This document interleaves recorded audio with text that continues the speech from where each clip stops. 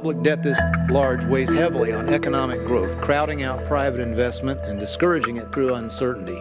We need to figure out what our government should do to grow the economy. But one thing not to do is allow the debt to escalate faster than the economy can grow.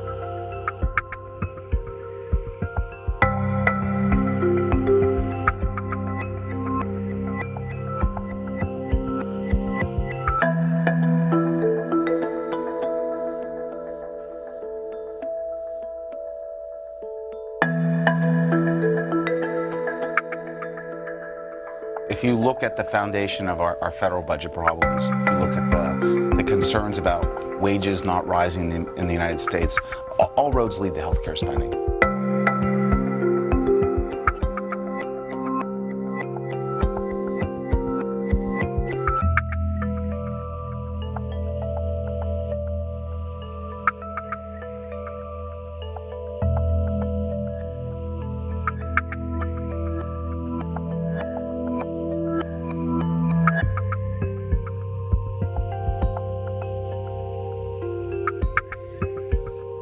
The biggest threat we have to our national security is our debt.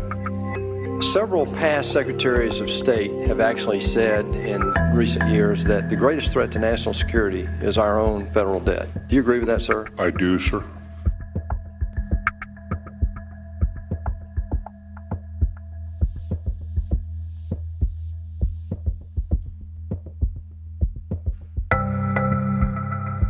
The best thing to do is to create a tax policy that's permanent, and permanent means paid for. We must make sure that we have it fair on both sides, that we don't overtax our taxpayers, but we don't add to the deficit.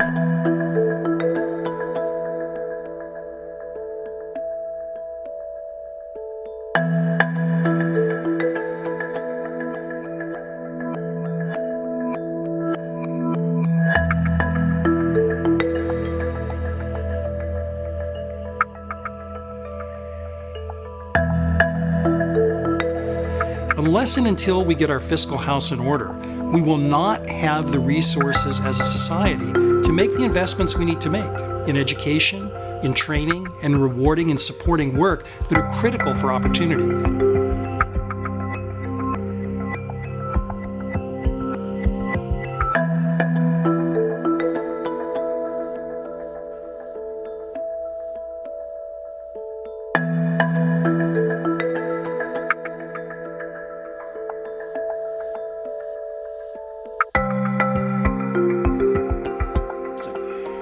The time has come for a new program of national rebuilding that would put millions of Americans back to work.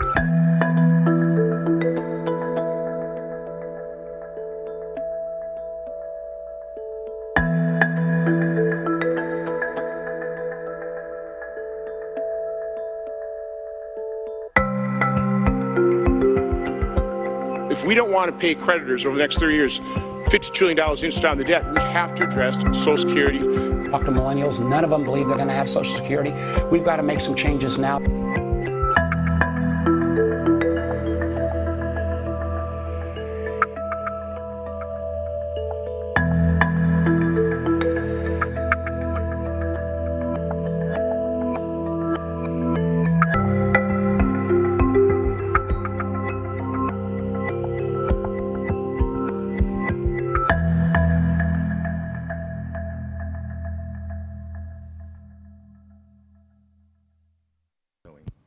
Ladies and gentlemen, please welcome back Michael Peterson.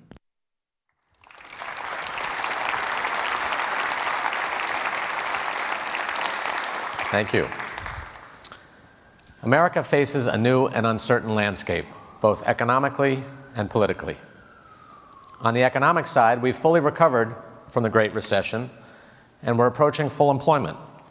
But major questions persist. What is a realistic economic growth projection? How do we achieve widely shared opportunity? How do we meet the challenges of globalism? Free trade and automation are good for the overall economy. They increase efficiency, productivity, and incomes. But how do we transition to a more automated and globalized world economy in a way that's fair to our citizens. On the political side, we had a very turbulent election season, and we've moved from divided government to one-party government, and we have a crowded and ambitious legislative agenda. Significant reforms are on the table with major implications for every aspect of American life, including health care, taxes, infrastructure, and trade. And all of these issues are impacted by one challenge: our unsustainable national debt. Our fiscal condition remains as important and serious as ever. The financial crisis pushed our debt to a new high, 75% of GDP.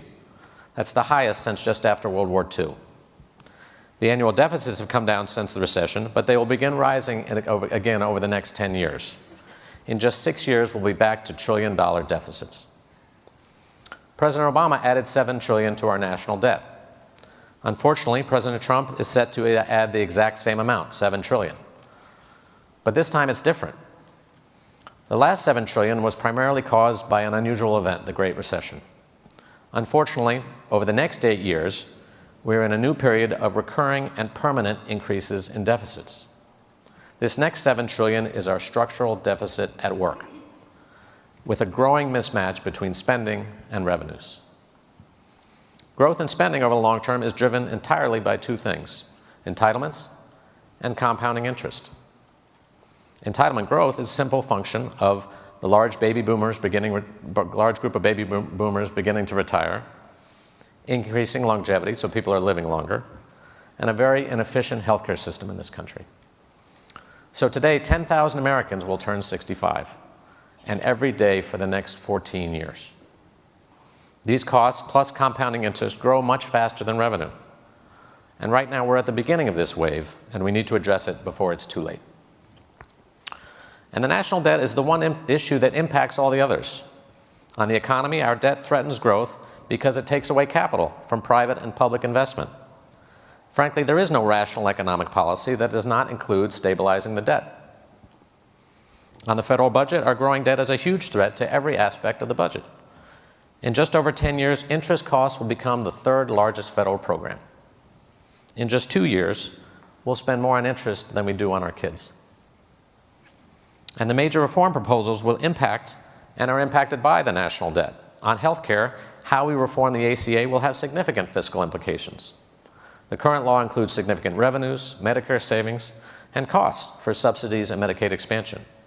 CBO's score of the House bill will be coming out tomorrow. We're eager to see that. Putting aside the ACA, however, health care is the key fiscal issue. 70% of the spending growth of our major entitlement programs is for health care. So a solution to our rising healthcare costs is essential to solving our debt problem. Tax reform clearly has direct fiscal implications. Reform can quickly make our outlook far better or far worse. Key bipartisan goals for the tax code are to make it more pro-growth, more simple, and more fair. And in terms of the effect on revenue, some argue that we need a tax cut to stimulate growth. The problem is when it's not paid for. If it's not paid for, it increases the deficit. And if it increases the deficit, we'll have more debt and interest costs. And if we have more debt, we'll actually have slower growth. So in the end, tax cuts that are not paid for can actually be anti-growth over the long term. On infrastructure, there's broad agreement that we need to address our infrastructure. But how will we find the resources to pay for it now and in the future if we continue to allow our debt to grow? How can we borrow more for infrastructure when we're already borrowing so much for the rest of our budget? And lastly, on trade and competitiveness, how can we meet the challenges and opportunities presented by globalization if the national debt harms our economic growth and our leadership role in the world? The President's budget proposal is coming out today. This budget lays the groundwork for a much-needed debate about our fiscal path. The end result includes ambitious deficit reduction, reaching a balanced budget within 10 years, and lowering the debt as a share of the economy.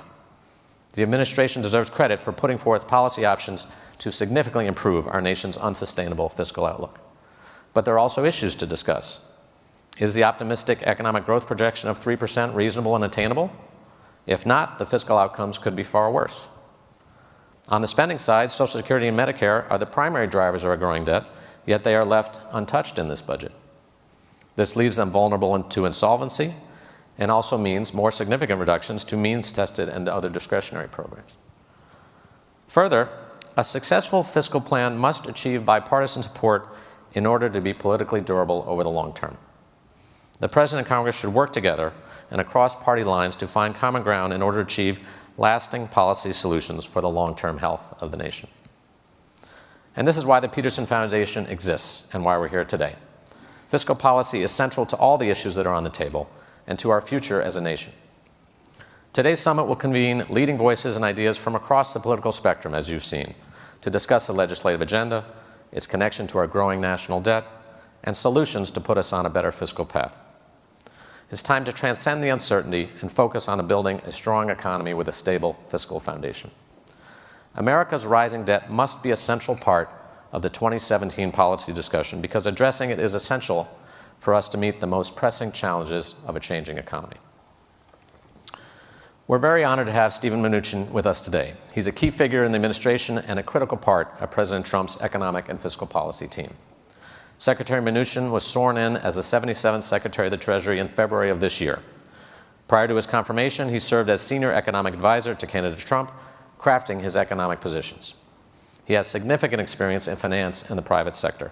His hands-on experience across industries gives him a direct understanding of the American economy that adds a valuable perspective in this critical role. He deserves credit for taking on tax reform as an early priority for the administration, an area long overdue and critical to economic growth. We're very pleased to hear his thoughts today on a range of fiscal and economic issues. He will be interviewed by John Howard, editor-at-large of CNBC. Please welcome Secretary Steven Mnuchin.